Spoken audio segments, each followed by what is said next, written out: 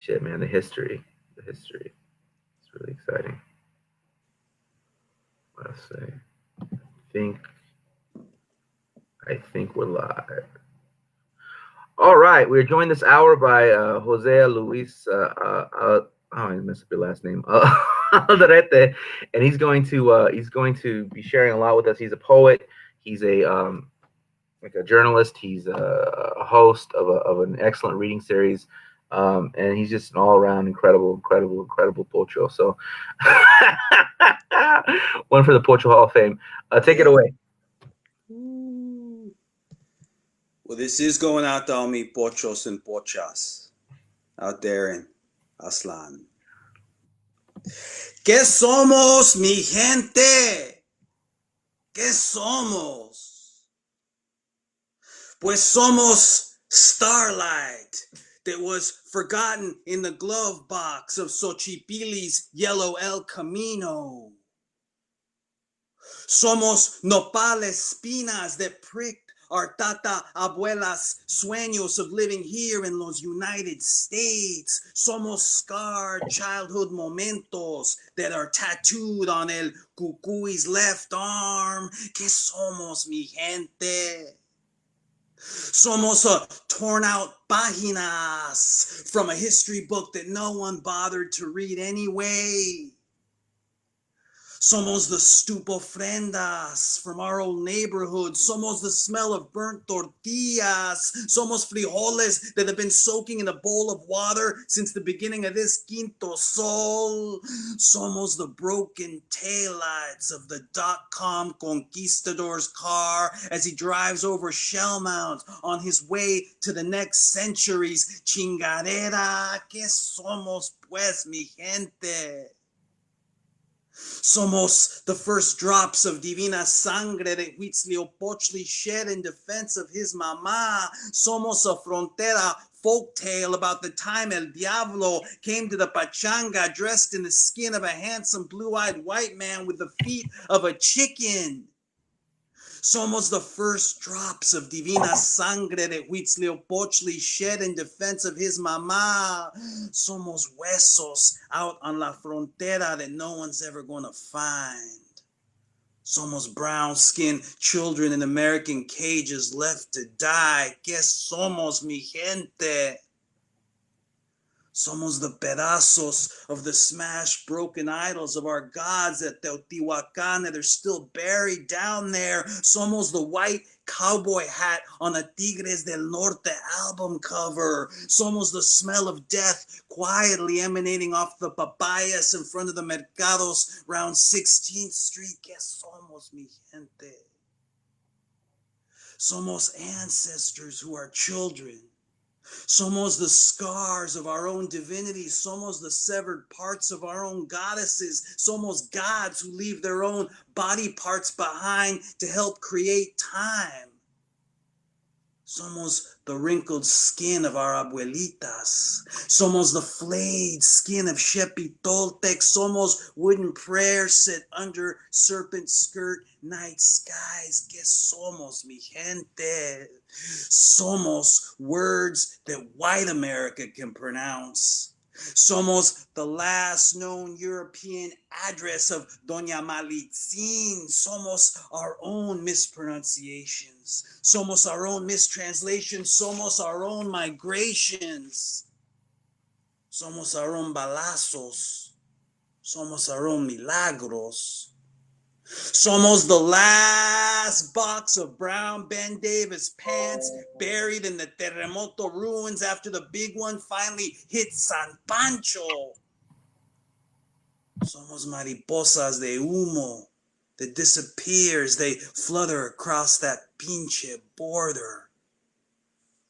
Somos marigolds watered with agua that comes from ni de aquí ni de allá. ¿Qué somos, mi gente? ¿Qué somos?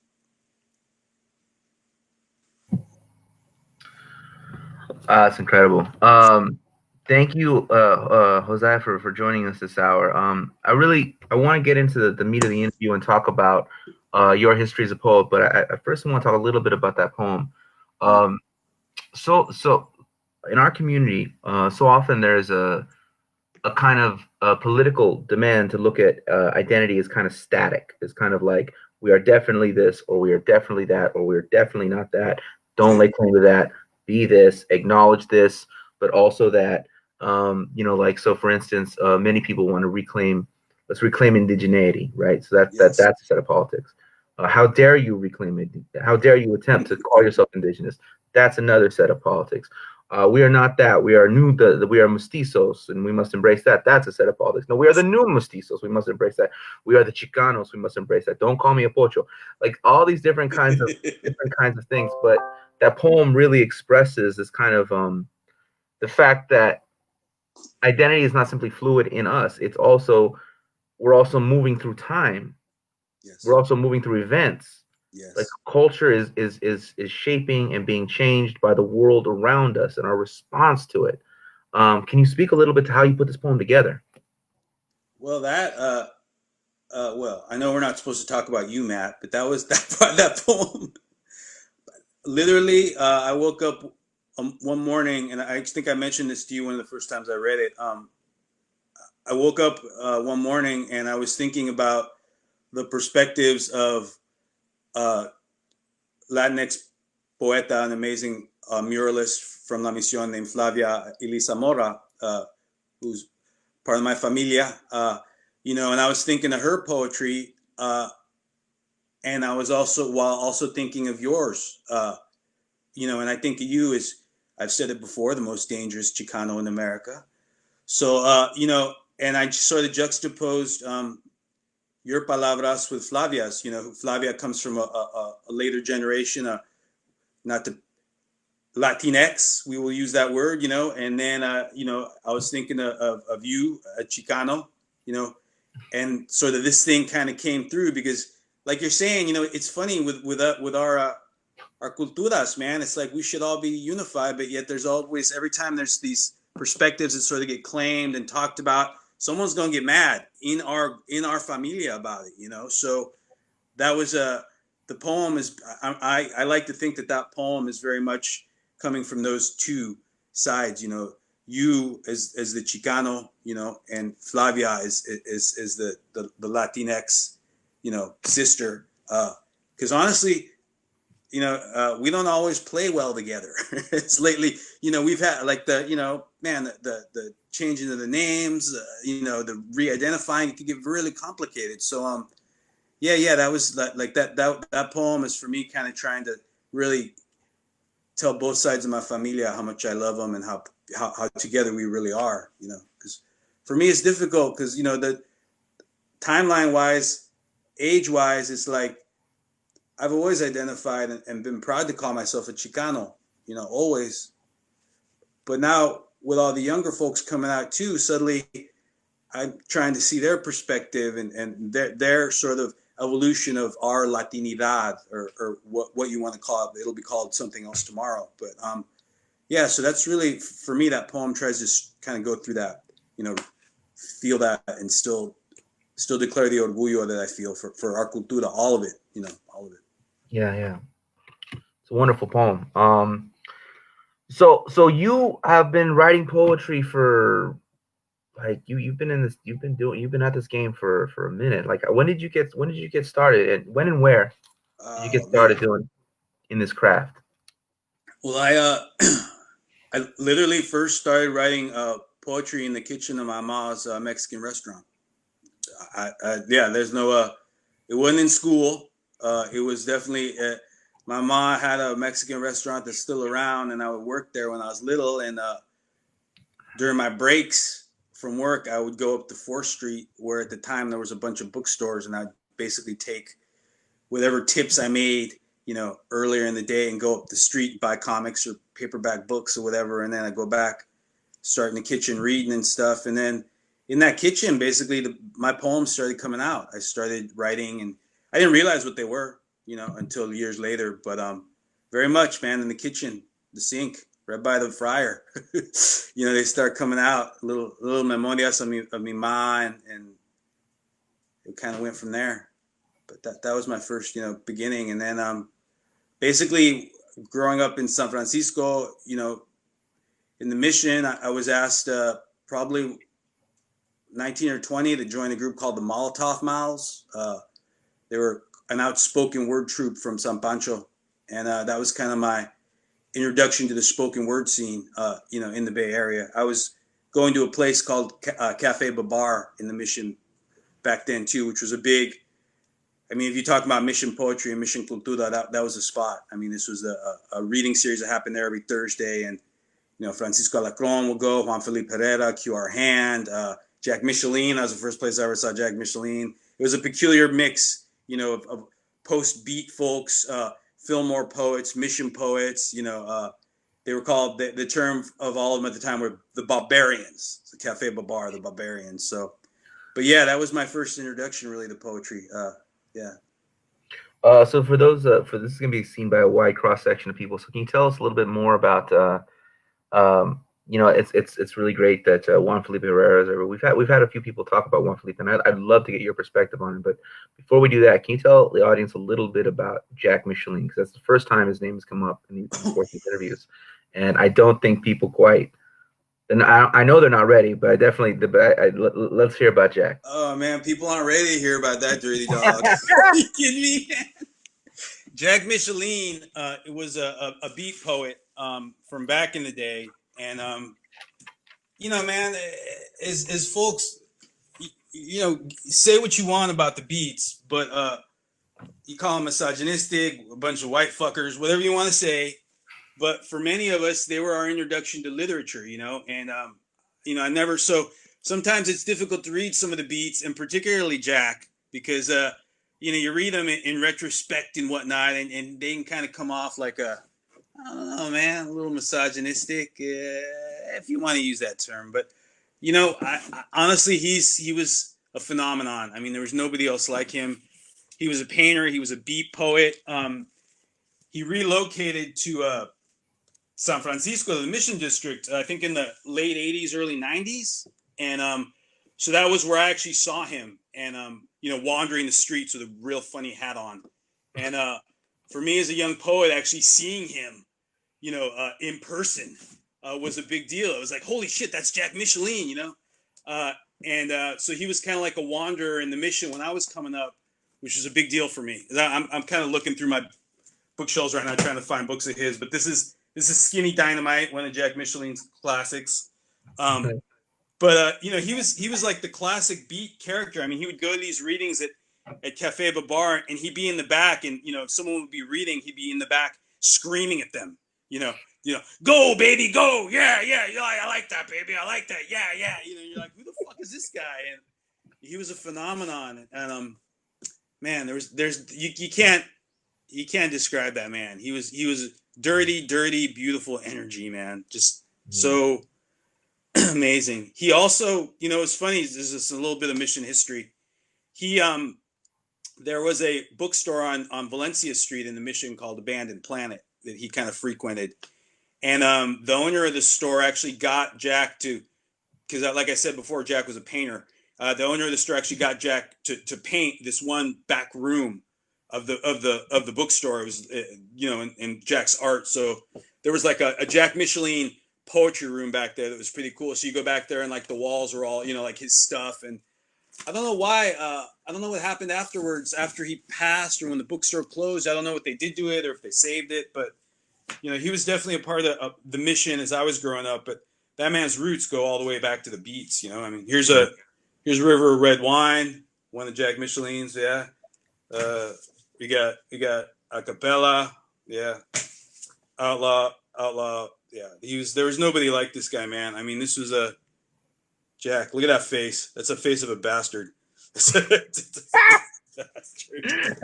face of a proud bastard. Yeah, man. No, I fuck, man. There was the energy off of that man, but that was the energy in the Mission too in the '90s. There was a tremendous amount of that, man, wandering around. It was such a beautiful place.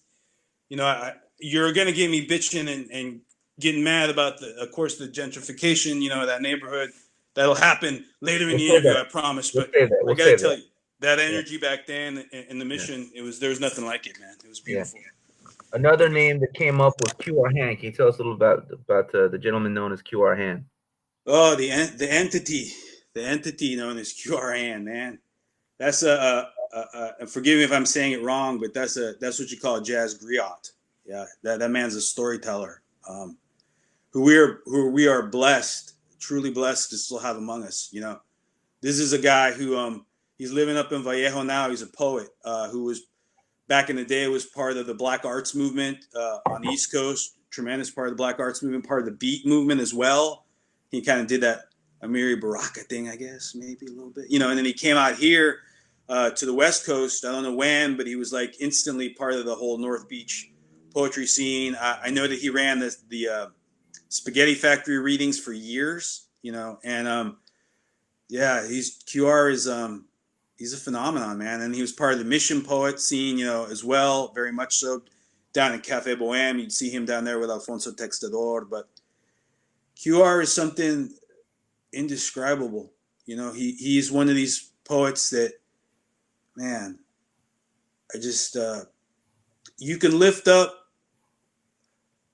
that skin that is part of our poetic body, and you can see those connections underneath, like going out of Q and going to other poets nowadays. Like you can, like when I hear Tango, I know that there's that, you know, those lines go right back to Q, you know. So for QR is something else, man. He's a phenomenon. Yeah, and he's also one of those crazy guys, man. When you know he's had such an insane, incredible story. I've tried to interview him, right? You know, like, and it's like I'll put the interview thing on, and he'll just be saying the weirdest like shit about maybe like pooing or like doing something else. The minute I turn it off, man, all of a sudden, oh yeah, it was the time I was hanging out with Malcolm X. You know, I was like hanging out at Adam Clayton Powell's office with Lena Horne and Bumpy Johnson. Like, it's like, what the fuck, dude? This guy. Yeah, man. Yeah, Yeah. much love to QR Hand, man. Incredible So, poet. Incredible. yeah. So you're 20 years old, 21 years old in the story. You've joined this thing called the Molotov Mouths. Yeah. You're just getting started. You're getting the mission, and you're running around, and you come into contact with Juan Felipe Herrera. What was that like as a young poet to see that man? Oh, well, that for me, honestly, that was the kind of encounter. And to be honest, Juan Felipe, as we're talking about the Cafe Babar series that happened. So, and I'm earlier I mentioned folks had come by. I only saw Juan Felipe there like 2 or 3 times. So he wasn't like a regular, but he was there. But man, I mean, that was, like I said, it took me years for my young pocho mind to wrap around it, what I had seen. But, you know, man, that was the first man I heard poetry in Spanglish. Hey, Spanglish is an American language. We know that. But back then, man, for me to fucking hear that, I mean, it was like, what did he just say? You know, I wasn't, you know, like I said, the effects of what he had done to me would take me years to figure out. But you know, it was like, as always, that man's beautiful, man. He's just a beautiful, humble man. So he went up there, and I didn't know who he was until he was done. You know, and then after, wait, Juan Felipe Herrera, that's who that was. You know, so he went up, and I can't even remember the poems that I'd heard from him. You know, but I just remember thinking, you know, teacher, you know, this is something like, note this, you know. But it was a blessing, man. I mean, still, yeah, there's nobody like that man. Yeah. Yeah. So one of the names that looms large over mission poetry is Alejandro Murguia. Yes. Can you tell us a little bit about who this man is, his legacy, and what he means to the mission as well as the city of San Francisco as a whole? Oh man, the profe, the profe. Well, Alejandro Murguia is a teacher at at SF State. Also, he was also the poet laureate of San Francisco for several years. I believe before, I think he was the poet laureate before Kim Shuck, who's the current poet laureate now. But you know, Alejandro, for me, represented that really beautiful time in La Misión, like where I don't know, man, it was this time when all these poets were down on 24th Street, hanging out at Cafe Bohème. It was a vital time when a lot of the hermanos y hermanas from Nicaragua were coming into the mission because of the war that was happening, and there was like kind of this influx of Central Americans coming into the mission, which was such a beautiful thing, and Alejandro was like part of basically any revolutionary poetic event going on at the time. I mean, his name was like there, So Alejandro, for a lot of us, I mean, I'm probably his age, but I still very much consider him an elder, in that way, and the way he showed us, it's like, man, it's such a trip when, I mean, this might be kind of a mundane observation, but bro, the feeling that you get when you hear your cultura being expressed in poetry, you know what I mean? Like when you hear a brown man or woman up there speaking about your cultura, it's an incredible feeling, man. I mean, and aside from your heart swelling and your pride, and it also opens up your mind to the possibilities of what you can do with art, and for me, seeing Murgia back then, that was kind of like what that was. This was like someone who's like showing us these ways like of doing things that I mean seem so obvious now, but they're just like, holy shit, we could do this, we could organize, we could move, we could use our floricanto to change things. So he was a real inspiration for that, and he's still so involved in our cultura in the mission. I'm part of the Floricanto committee that puts on the Floricanto International Poetry Festival every year in the mission with some beautiful people, and he started that, and he's still part of it. He helped start the Voz Sin Tinta reading series at Alley Cat Books. It's been in the mission for years. He's sort of passed that baton to Renee and Marguerite, but he was the guy who started that too. So Alejandro is like, I'm not always cool with the academicos. We don't always get along. But Alejandro, man, he's one of the people. He really is. He's a beautiful man, beautiful poet. Yeah. So can you tell us a little bit about the thing you put together called, I believe it was called, and you'll correct me if I'm wrong, the Roque Dalton Brigade? Alejandro put that together, right? Yeah. Yeah, man. I just, I know that there was a bunch of poets, but I can't really, I wasn't part of it, so I can't speak too much about it. I seem to recall Alfonso Textador was in that, but I don't remember, like, I just remember seeing their names in a lot of events and stuff, but I'd hate to talk about it because honestly, I'm not the one to tap in Okay. with that one. Yeah. Yeah. Well, that's my fault for not checking beforehand. I don't want anyone getting mad at me. Yeah. Well, no, this has been a wonderful walk down mission history. So, you used to own. You talked about beginning your poetry at a Mexican restaurant in the kitchen with your mother, but you also yourself were something of a food entrepreneur. So, can you tell us a little bit about that experience and the poetry that came out of that? Oh man, yeah. Well, that was like like any immigrante's son, right? Your familia teaches you a trade, and then you continue that trade. So my mom, bless her corazón, she had a Mexican restaurant, Casa Mañana, which is still there in San Rafael. And so when it came time for me to do my thing, I sort of just went with it, and I opened up a taco shop in Marin County, which is one of the whitest parts of the Bay Area. For those of you that don't know, just trying to get some perspective, not calling out the whiteys or nothing, but yeah, so it was interesting. But I opened it there because her shop was in San Rafael, which is also in Marin, so it was kind of like a proximity thing, and I kind of want to stay close to familia. So yeah, I opened the shop, and I had it for 22 years. I was eventually evicted to make room for a world-class chiropractic facility, but that was written on the eviction notice. Yeah. But yeah, Did it say world class? What?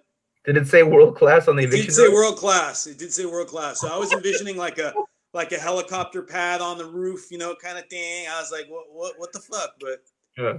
I did not go quietly into the night. We could talk about that later. But yeah. So I opened the shop. I opened it up in Fairfax, California, which is it's kind of a beautiful hippie town. Well, it's evolved a lot since then, but it's sort of like the last town in Marin that you hit before you go over the hill out to West Marin towards the beach and stuff. So Yeah.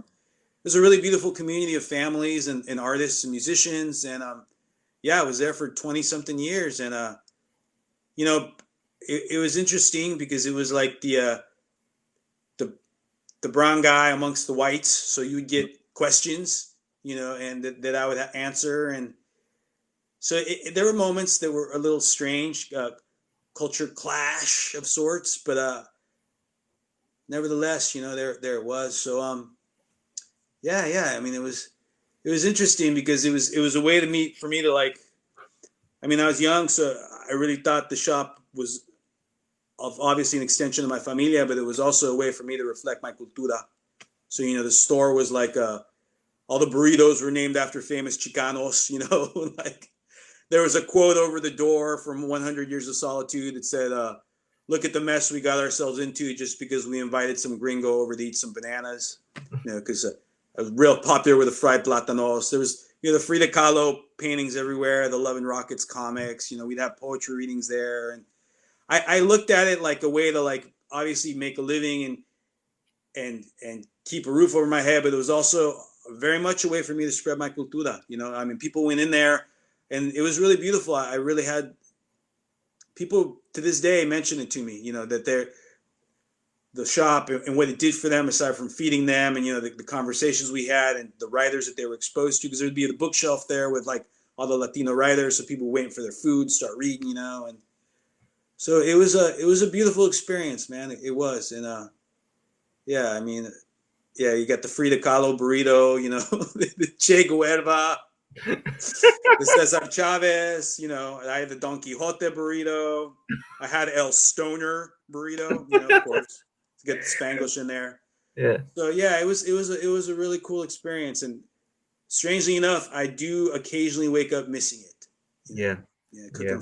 cooking for whole folks. So. What's really interesting. Oftentimes I feel like poets in our community we have like there's like the taco poem, and there's like the Teotihuacan poem, right? And never the two shall meet. And like you're one of the very few people that does it simultaneously that I've seen. I don't know, maybe there's people I'm just missing out on, but a lot of the poems I see you do it. What I mean to say by that there is this like you seamlessly blend the celebration of culture into political struggle, and it's not like they're not like a separate thing. It's not like you know like like you're talking about like you know like Chile's one, and this gives you focus on that, and then and my mom's kitchen. Then it gets like kind of emotional like that. People do that a lot, but you actually blend that with like and this is the rise of the and we're living in the fifth sun, like simultaneously like that. This is the Sandinistas, like and that kind of writing is is I mean I don't know. I guess I'm just giving you a compliment right now. Can you share another poem? Yeah, I will. Yeah. I like the compliment, bro. That was no, I that was like appreciate it. No, in because search of a question. I was like, I'm gonna get. There's gonna be a question mark here somewhere. well, the thing is, it's never like came. that's beautiful that you observe that because that is in all of us. I've always hated the fact that like I don't know when a poet's up there, he's a poet kind of thing. There's sort of like that line, and I'm we're all from the pueblo, man. So it's like that pueblo should come out of us when we speak. There and that pueblo is connected to revolution. And we are too in our ancestors. So I'm very much a rice and bean maker, but I appreciate that coming out of me because those things are true. So and I appreciate you saying that. So yeah, but so you say you want to hear another poem? Is that we gonna hear another poem? Is that what we're gonna do? Let's see here. We could since we're talking about the taco shop, I could do the taco shop poem. If that's Oh, I cool. love it. Let's hear Yeah. it. And for those of you, a little quick, some history to it. Basically, when I had my shop in Fairfax, like I said earlier, I would get a lot of questions peculiar questions, but they were questions. You know, when you feed people, they feel like they want to ask you questions. So,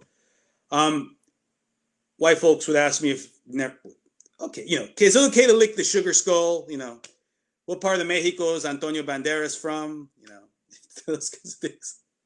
But basically, what I did is I had a, and I don't know where it came from, but I had a big piece of plywood in front of the door of my store back then. And after some of these conversations, I, rather than get mad at the white folks for asking questions, I'd go outside and write a line, basically sort of encompassing what the conversation I just had.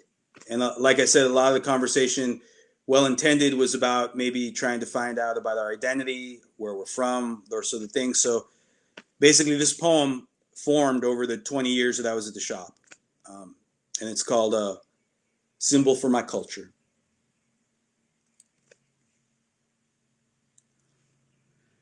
On this side of the border, under this quinto sol, during these modern times, I want to be a symbol for my culture.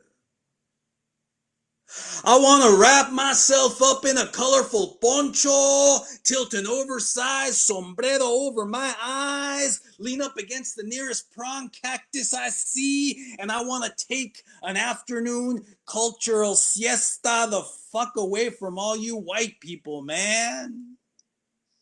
I want to be a symbol for my culture.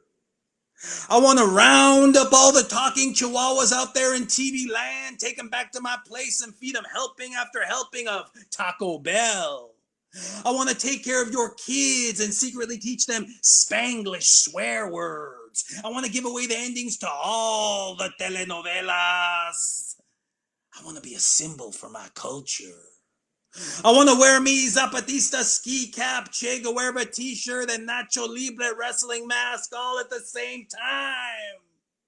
I want to continue to appear in sitcoms as the Latino whose thing is to always walk away mumbling Spanish gibberish to the delight of the all-white laugh track. I want to start a Frida Kahlo unibrow trend right here in Marin County, so that all them San Anselmo yoga moms going into their green beauty salons for their weekly Brazilian bikini wax will instead come out with their eyebrows patched. Man, I want to be a symbol for my culture. And at this point in the poem, I'd like to personally thank Al Pacino's Puerto Rican and Cuban accents for all they've done for us. I want to finally see the remake of Home Alone starring Elian Gonzalez, shot entirely on location in Cuba. I want to continue to flatten down our hand-me-down language so that it's easier for everyone else around here to pronounce places like Corte Madera, Tiburon, Point Reyes. I want to put a stop to the rumors that in the 90s, narcotraficantes were smuggling dope into America inside of J-Lo's butt right under our noses. I want to be a symbol for my culture. I want to be the Mexicano who breaks open the Donaldo Piñata just to prove his point about Mexicans being violent and dangerous. I want to be the sugar skull with Alex Nieto's name on it. I want to be the sugar skull with Claudia Patricia Gomez Gonzalez's name on it. I want to ask La Llorona why America doesn't put her niños and niñas faces on the sides of milk cartons or have you seen me billboards. I want to teach white people how to use a leaf blower in Spanglish. I want to be a dollar bill on a Tigres del Norte album cover. I want to be a symbol for my culture. I want to be the coyote that people hire to take them back to their childhood. I want you to confuse me with Carlos Santana one more time. I want to start a support group out in West Marin for people that have taken too many shrooms and have actually seen the chupacabra. I want to be the dishwasher that finds the bones of the Ayotzinapa teachers in the one place that nobody thought to look. I want to be a symbol for my culture. As a matter of fact, I do want to steal your job. I do want to impregnate all your children. I do want to move into your neighborhoods and fuck up your neighborhoods. I do want to do these things. Let's be honest. Who wouldn't? You're the American dream. I want to sneak out in the middle of the night and move the border 2 feet to the left. I want to dip the English language in champorrado when I chew it. I want to continue to wait for Quetzalcoatl to arrive. He said he was going to the corner to get some smokes. What the hell? I want to be a symbol for my culture. I want to continue to call them dreamers, even though they did not dream up any of this. I want to keep cradling the immigrantes American dream like it's a fussy, sleeping baby. I want to be that Yucateco rolling sushi. I want to be that Sureño making pizza. I want to be that Niña from Guatemala who did manage to make it all the way here without being shot in the head. I want to be that viejito with a 10-gallon vaquero hat that you see every week at the farmer's market. I want to be that niña, that nanny with the 2 toe-headed babies in tow looking in the windows of those Mill Valley boutiques that she will never go into.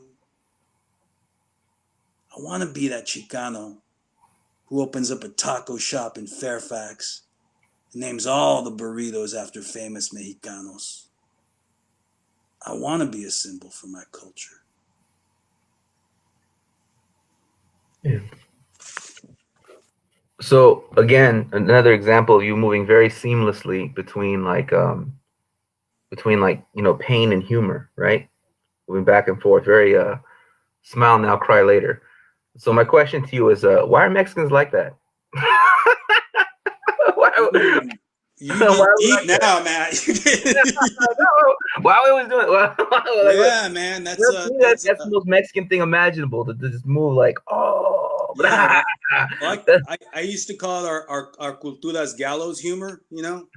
But yeah, honestly, that shit, because that's like a Mama Grande thing to do, man. Like Mama Grande would be talking about like her busted feet and just like walking, like that goes way back. And honestly, I think it's tied into our whole like working out the fucking colonized part to our indigenous part, our corazons part, and the struggles that come out of that. Because I mean, yeah, because that what you just asked goes deep. Those are some raíces like that humor, like that's not my invention. That's our culturas. Whenever because I've had people tell me that too, the humor, how I sort of flip, and that's like something that it's just in me, and I know it's in me from ourselves. But where did it come from? Damn, Matt, that's a yeah, tough yeah. one. No, I mean, that I got a goes poem where back. it says, the last fighting Aztec laughing in the face of death, the blade of El Pachuco guarding the temple steps. And I thought that was the most Mexican shit I ever wrote. I'm like, that's it, I got it, right? Like, and that was that was that moment right there. I was like, I got it, I got it, I got it.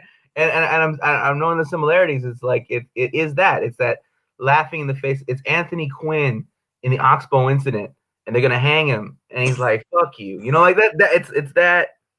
It's that moment, that defiant, like, yeah, whatever, man, like, Yeah. like like the Ike shit, like, and that and you really, I don't know, it runs deep in the culture, and it's and I'm not saying it's any kind of critique. I mean, I think that that's the way to be. I mean, No, come it's a out. survival. It's a survival for us. It really is. Yeah, yeah, Yeah, it definitely is. I mean, yeah.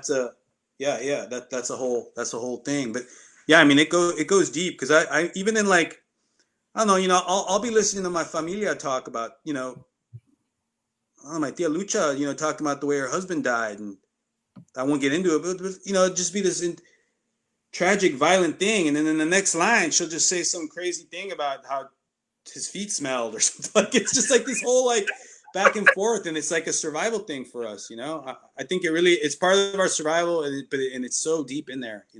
That gallows humor is beautiful.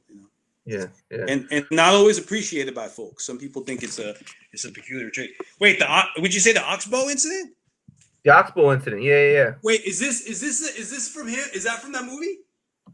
No, no, no, no. Oxbow incident is he's like younger and like everyone's gonna get hanged, and they're all crying, and Oh he's like shit, cutting bullets out of his own leg and shit, and they're all like, oh, like. The dude. funny story behind that, though, is that in the Oxbow incident, I heard this from a gallery owner. He told me the story where they originally wanted Anthony Quinn to play the character as like this kind of like I don't know how to describe it, but like one of the extras from Speedy Gonzalez, like, oh, my sister, they wanted to play like that, but he Yeah. wouldn't do it. He was like, no, that's unrealistic. I'm gonna do it this way, and he showed them kind of what they want to do, and they're like, all right, fine. And so he ended up doing that, but that this is the story I heard. So I don't know if it's true, but this is the story I heard that Luis Valdez was actually inspired by Anthony Quinn's portrayal in the Oxbow incident, based kind of the characteristics of El Pachuco off that, right?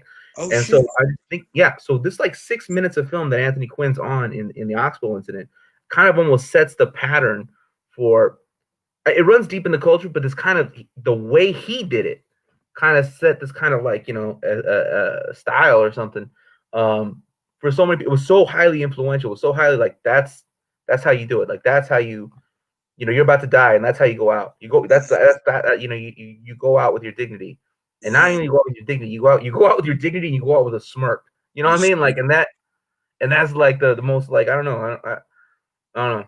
That's I know beautiful, I'm man. generalizing. I know people get mad, but I don't give a fuck. But like No, but no. that's like and me not giving a fuck about you getting mad is also very Mexican. It's hella Mexican. I'll say something even crazy. I'll say Anthony Quinn was a hell of a Mexican. Yeah, and even when he was Greek. Dude, I bought this picture of the fucking pulga, man. This one here, I can Yeah. try to show it, and it took me like a year to figure out it was him. I was like, holy shit, I thought it was like a crazy chavo or some shit. I'm like, wait, that's Anthony Quinn. So like, yeah, dude. Yeah, yeah. That's beautiful. That's Oh beautiful. man. Oh man. Okay, so we got a question in the audience, and I want to get to the gentrification of the mission after this, because I know that's very, you're very passionate about that, and we need to talk about that. Yeah. Uh, but let's smile now and cry later. So here's a question, right? Jose, you are one of the OG I know who still irons his pants so well.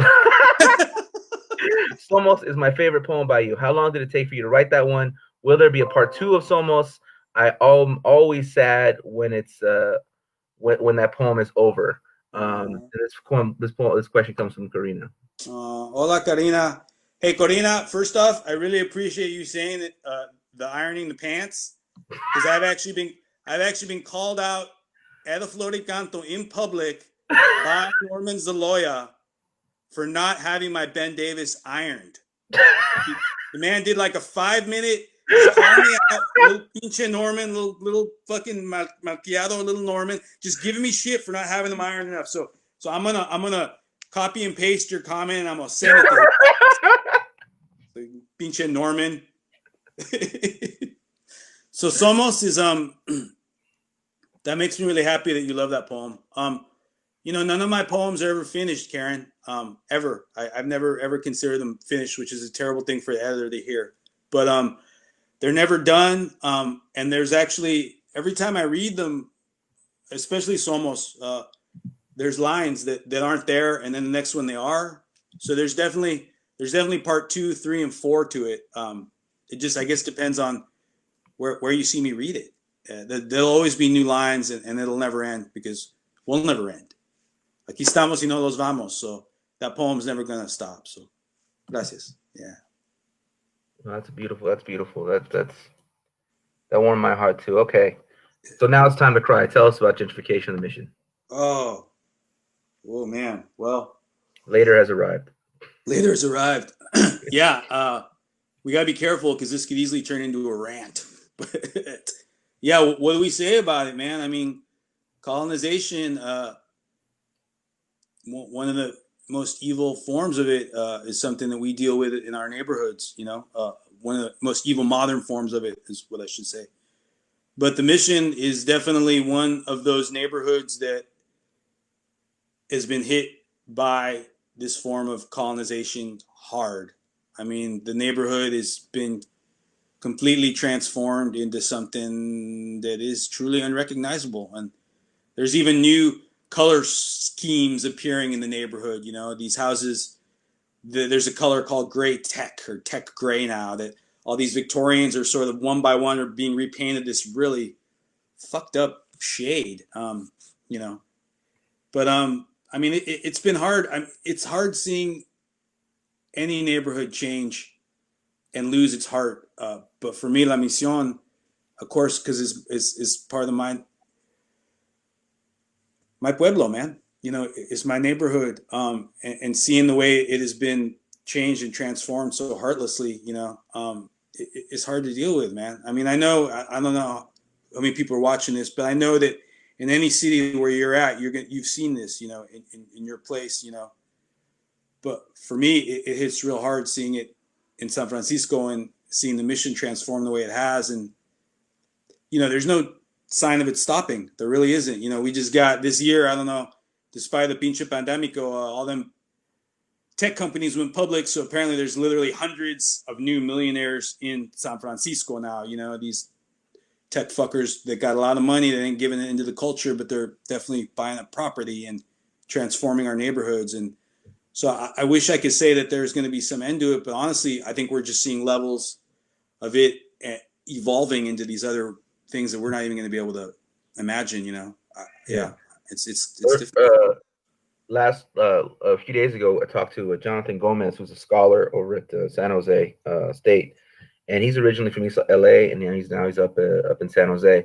And we noticed this phenomenon that in the process of gentrification, they're whitewashing all the murals. You know what I mean? Because they got to get rid of the people. If they want to get rid of the people, they got to get rid of the expressions of the culture, right? Yeah. And so, like, is there similar, or is there a similar move in the mission to an attack on the murals in order to attack the people? Oh yeah, I mean that's interesting too, because you bring up the point. These folks want to move into the neighborhood, right? So how much of us do they take out so that it's still ethnic? You know what I mean? So like, oh, let's leave one or two murals, but it's been evil, man. I think the most famous example of that I could say is on 24th and Bryant, I believe, next to it used to be the old Pollo Loco, and now it's like I don't even know what it is. It's like a Spanish tapa Argentinian bistrex. But basically, this place, like, one day, and this is about a year ago, literally just like folks woke up and the fucking mural that was on the corner was like painted over, like just painted over. And the beginnings of a new mural had gotten started. This awful, and it said, I can't remember if it said like be a nice person was like the new thing. Some fucked up shit. I might even be paraphrasing the whitewashing, but it was like something like that, and everybody lost their mind. They're like, what the fuck are you doing? It was like, no one asked permission to do this. No one, and it was like the owners of the building saying that they needed to, like, I don't remember the term that they used, but they're basically trying to, like, I mean, I don't even know, man. Honestly, it was so disturbing. And then, like last month too, on the corner of across the street from McDonald's by the Merchants Association, there's a real old mural that just literally got painted right over. Like, and it wasn't even like the owner of the building that did it. It was literally like these two kids. They're like had moved into the neighborhood and were like tagging places or something, and it was like painted over this thing because they wanted to put something up. Like, no reference. Like, these are people. Like, so that touches on the whole thing. Is like, you're moving into this neighborhood.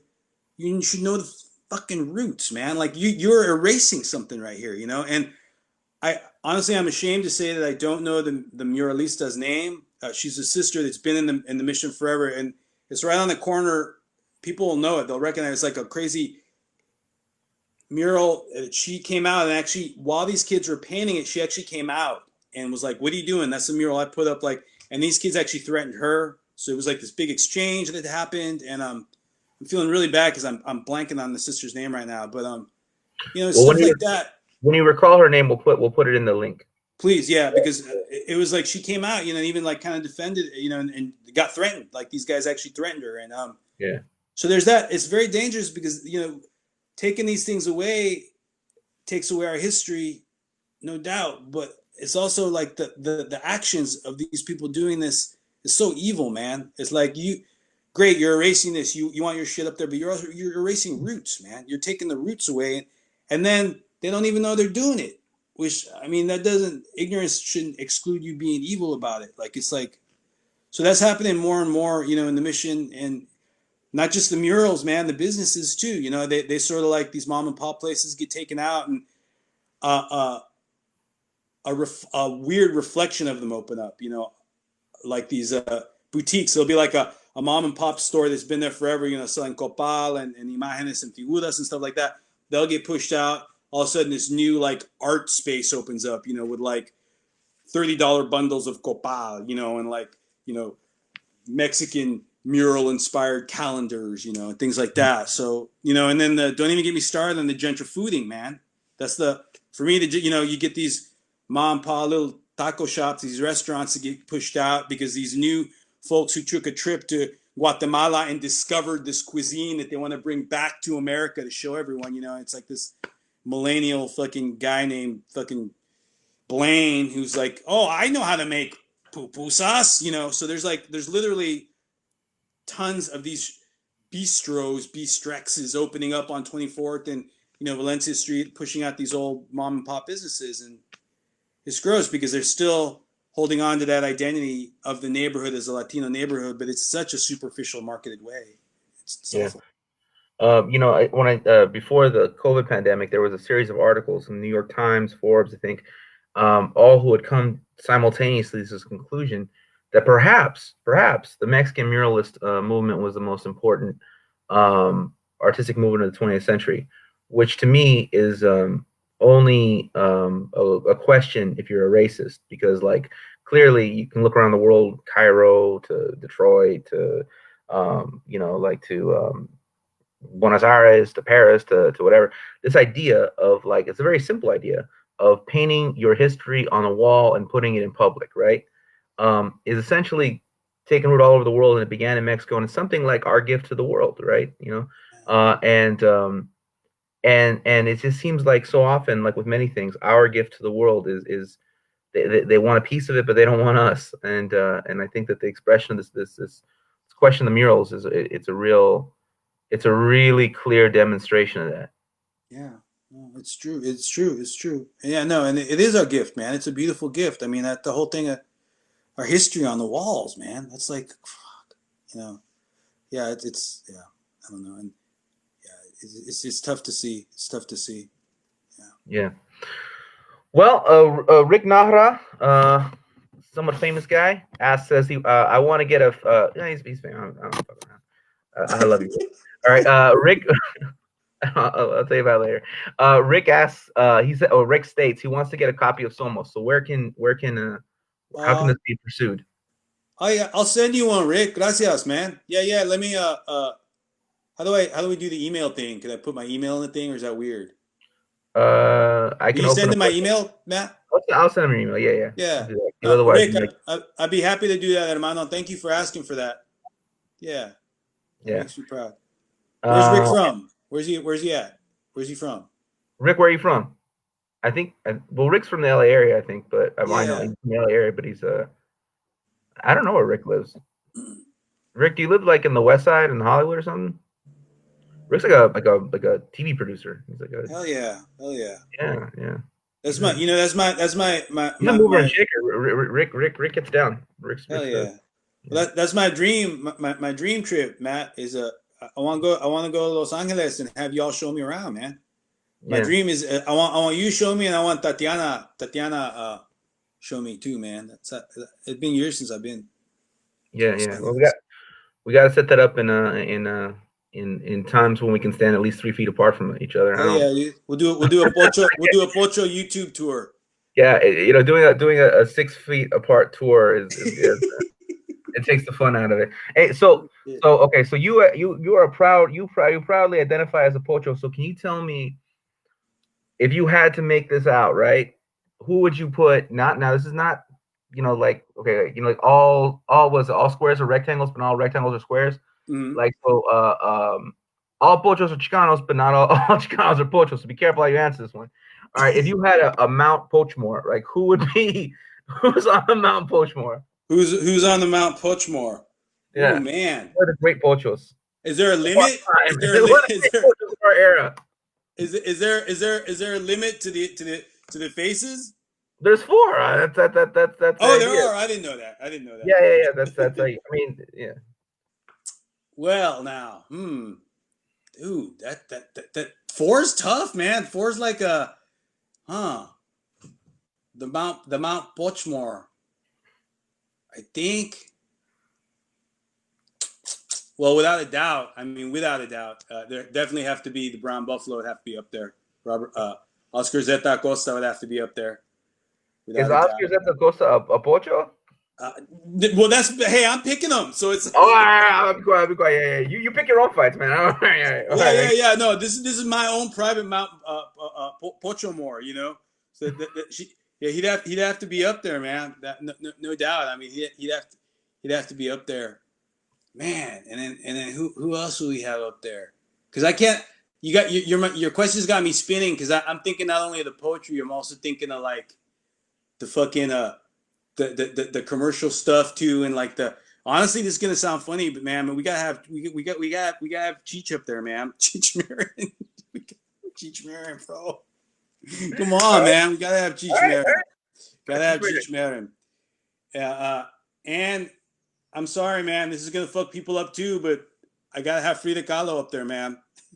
That doesn't even make sense. All right, but go on, go on. This is my Pocho Mountain, bro. This is my Pocho Mountain. Like, this is it, dude. You thought you were gonna get some crazy political answer out of me, man. I'm going straight for the pop shit, bro. No, you gotta do what you gotta do. I mean, okay, okay, yeah. Yeah, so we got Frida Kahlo, we got Oscar Zeta Costa, and we got Cheech Marin up there. So that's three. Now we gotta get one last one, and honestly, the number 4 spot, could it be a dead could he be a live Pocho? Because obviously, because he's still Cheech. So You're man.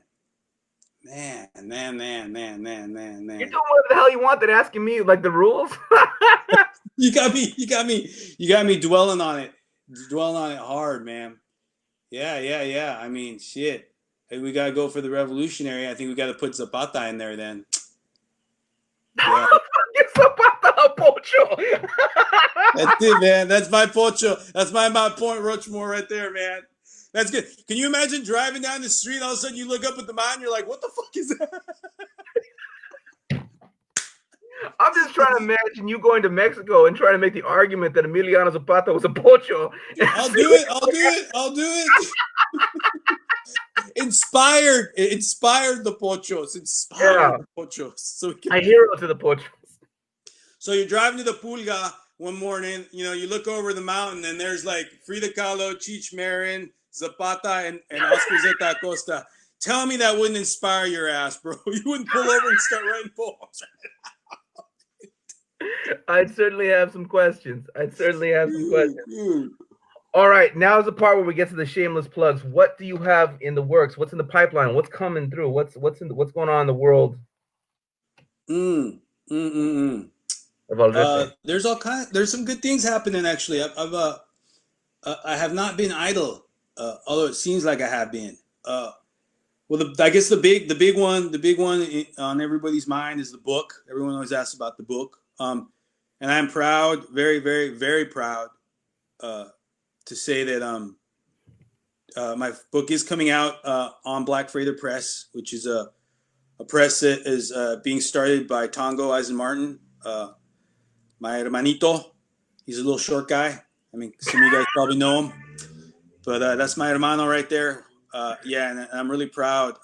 I'm honestly, I'm very proud. That man's starting a press, and he asked me to be the first guy on it. So that's coming out very soon. He's got his hands on the manuscript right now, and he's doing some Tongo stuff to it. So hopefully it'll come out very soon. We were actually hoping it was going to come out, a couple months back, but with all the pinche pandemic, things got kind of pushed forward. Yeah, so that's happening, and I'm dreaming of doing some kind of like a Pocho tour, for it.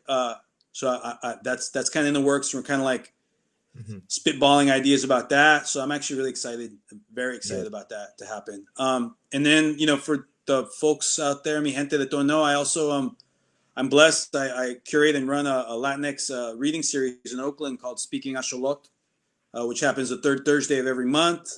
It's a series we've been doing for a couple of years now. It's because I personally consider poetry reading some of the most colonized fucking spaces that you could walk into. So this series was started. It's a black and brown features. Was started so we could be in a decolonized poetic space, and it's been a really beautiful.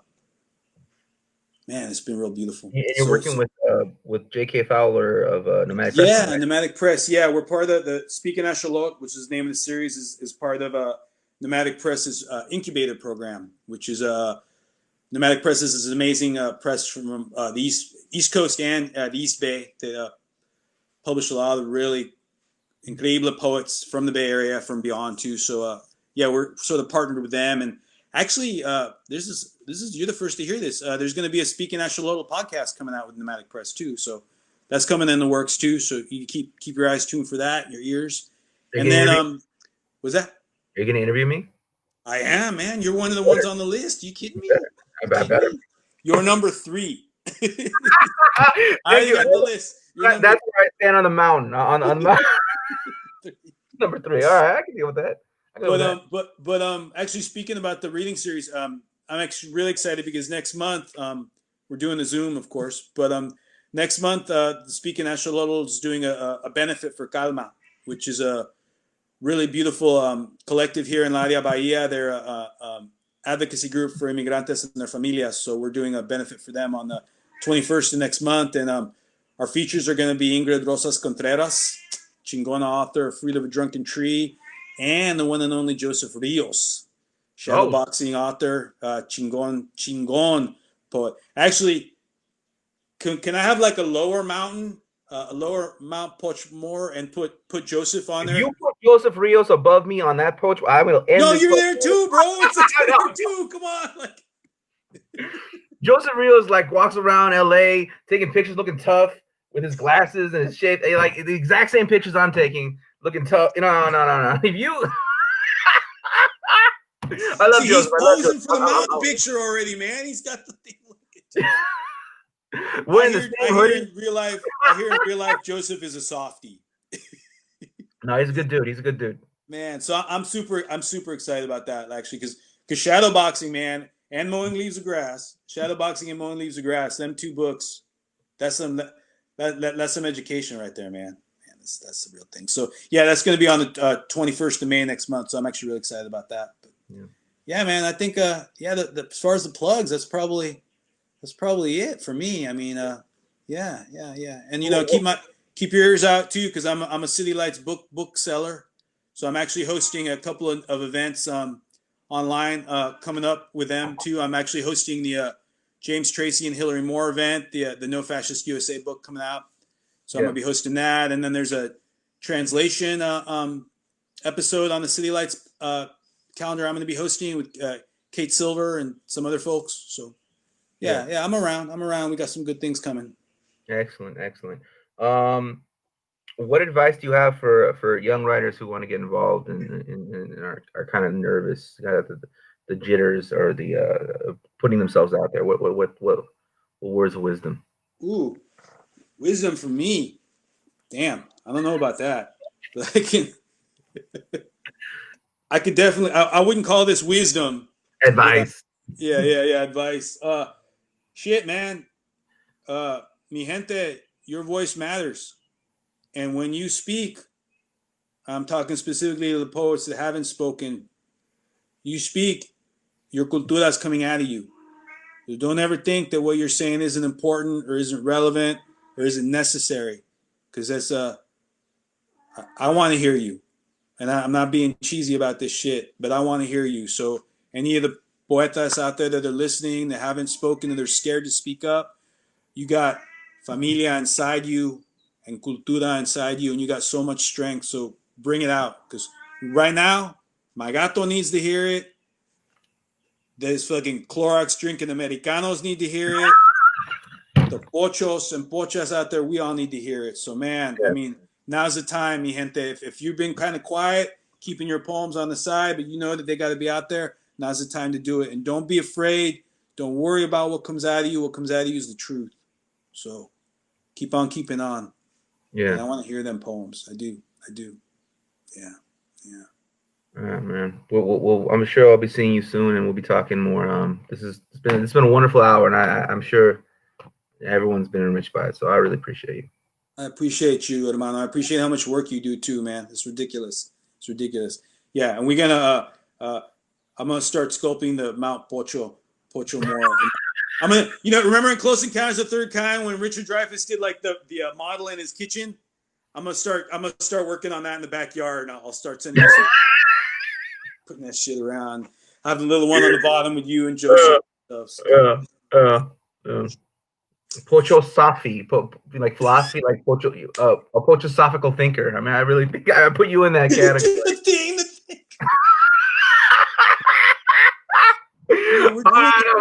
Enough. No.